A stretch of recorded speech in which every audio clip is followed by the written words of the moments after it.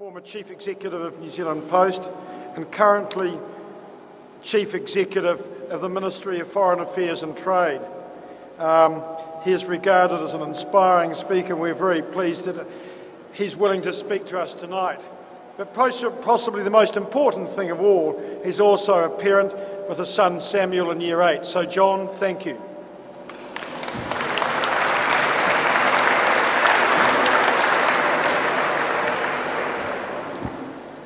Kia ora tātou.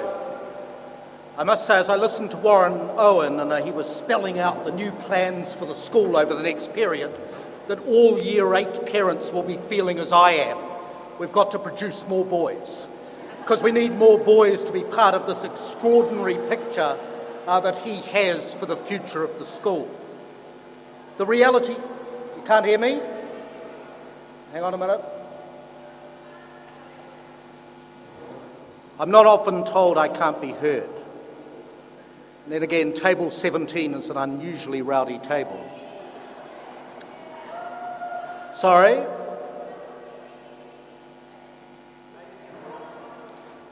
You enjoyed what I said, so you want me to repeat it?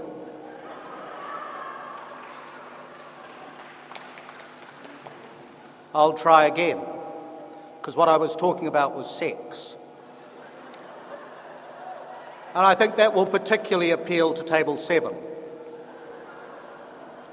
The point I was making was simply this, that when you looked at the plans that Warren Owen was putting in front of us for the future of the school, those of us that had Year 8 boys were looking to procreate. Because, quite clearly, the future of the school is in astonishingly good shape, and we need more boys to be part of it. Jane and I will be part of this foundation because I've never heard a head teacher stand up in front of an audience like this and describe his new library as being a place of awe and wonder.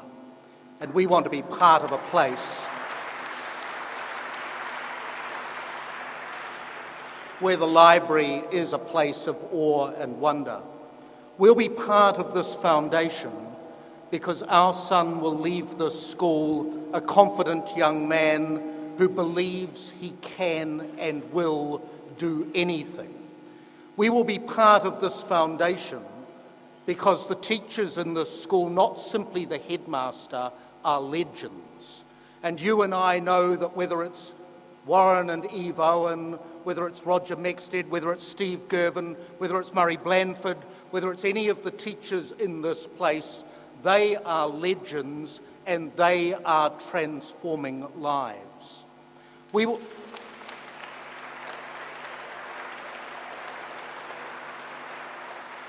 be part of the future of this school because both of us have been privileged to be part of the independent schools movement and understand the benefits that independence and values add. We will be part of the future of this school because values in education matter, and in particular, the values of this place, which say that every boy is a boy of potential, which say that every boy has capability, which say that everyone can achieve to that potential, are values that we respect and which we will support.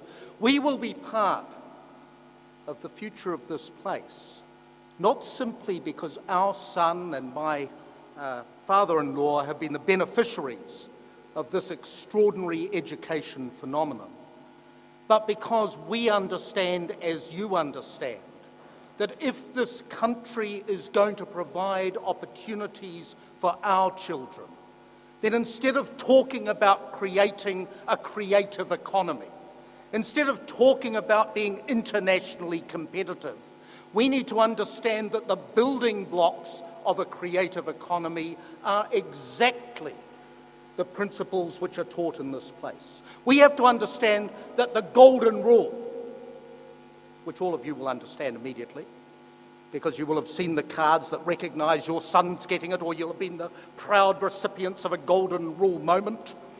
But the golden rule which respects others, which listens to others, which understands diversity, is at the heart of a creative society, is at the heart of a growing society, is at the heart of the future of our country. You will understand, as I understand, that the thinking processes, the challenging processes, the willingness to look at issues through many different lenses, wearing many different hats, those thinking skills that Steve Girvin manages day by day by day, are at the heart of New Zealand's ability to be presented and to participate and be successful on the world stage. Because, frankly, as a small remote country, David Lange once described New Zealand as shaped like a dagger, strategically positioned, thrusting at the heart of Antarctica. By which I think he meant we were largely irrelevant. And the reality is, for a small, open economy like ours, that we will not make our way because of the size of our economy. We will not make our way because of the size of our army. We will make our way because of the skill of our thinking, the ability of the people of this country to unleash their potential and to think. And that's what the school celebrates. We will make our way because of the skill of our people in advocating that thinking on the world stage, and that is a skill, as we saw on the film, that this school celebrates. We will make our way because we are a society which is respectful of difference and diversity and debate, and that is a principle which this school celebrates. And for all those reasons, Jane and I will support this foundation. But I have to say to you, don't get too excited, we're only small contributors. I'm a public servant. In fact, actually expressing any views is highly risky for a public servant, but bugger that. So, there's a wonderful poem, and Margie said to me, she said, look, please introduce poetry into this event. And so I will. There's a wonderful poem by a guy called Glenn Colquhoun, who many of you will know is one of New Zealand's leading poets at the moment, a doctor. Spent some time up with Ngāpuhi in the far north and wrote a wonderful book of poetry called The Art of Standing Upright, which was about relationships between Pākehā and Māori. And he said in the poem by that name, he said, the art of standing upright here, that's standing upright in Aotearoa, New Zealand, is the art of standing on 2 feet. One is for holding on, the other is for letting go.